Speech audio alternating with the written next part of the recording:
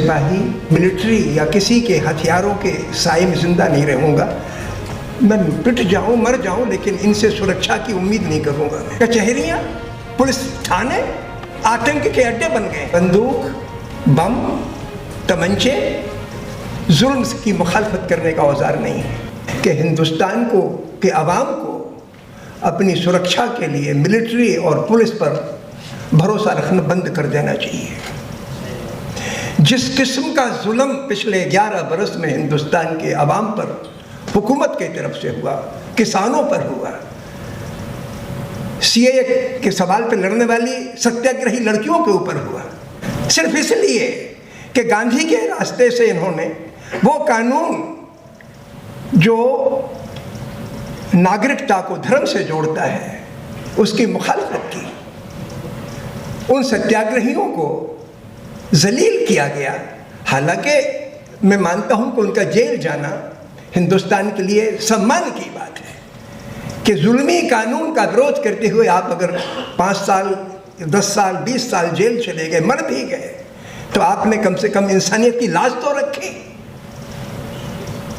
ये जो कानून की बातें की जा रही हैं, दुनिया में साम्राज्यवाद अभी मरा नहीं है। ये साम्राज्यवादी कानून है जो कानून इलीट को सुरक्षित रखे, 15-20% अवाम को, ये लोगों को, और अवाम के बारे में आज भी हमारे हिंदुस्तान का कोई भी आदमी अगर किसी मुकदमे में फंस गया, गवाही देनी पड़ जाए, तो उसकी जान निकल जाती है।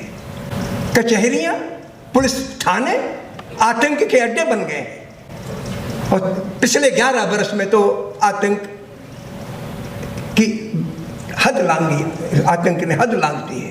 पहले हम सोचते थे कि लिंच करने वाले बदमाश होते हैं, ये डकैतियाँ डालने वाले बदमाश होते हैं, लेकिन जब से पुलिस का रवैया, प्रधानमंत्री का रवैया, गृह मंत्री का रवैया देखा कि संसद में सांसद नहीं बोल सकता, असेंबली में एमएलए नहीं बोल सकता, पीएमओ फैसले करेगा, इनको अंगूठा लगाना है, और अगर आप विरोधी पक्ष के हुए तो आपको बोलने नहीं दिया जाएगा और डराया धमकाया जाएगा, लोभ लालच दिया जाएगा।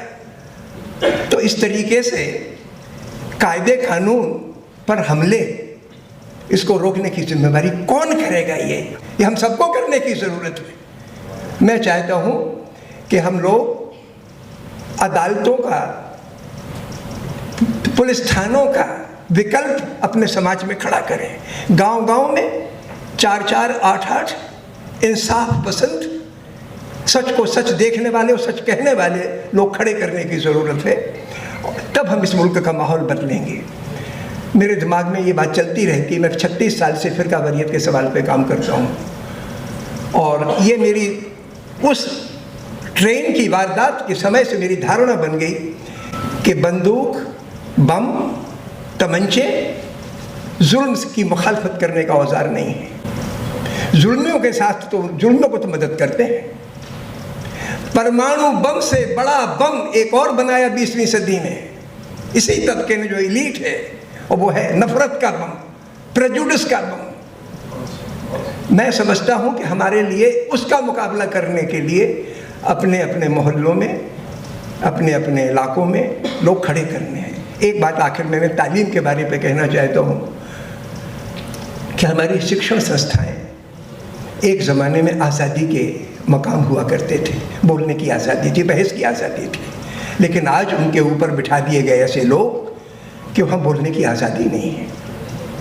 हाँ, आसमान की और मौसम की बातें तो कर सकते हैं कि बहुत तेज़ बारिश होने वाली है, ज़रा ऐसा कर लो, वैसा कर लो, इस बातें तो हो सकती हैं, हंसी मजाक हो सकता है, लेकिन संजीदा सवाल पे अगर आप बात उठाई तो आपको देशद्रोही, गद्दार और लिंच करने की नौबत आ सकती है।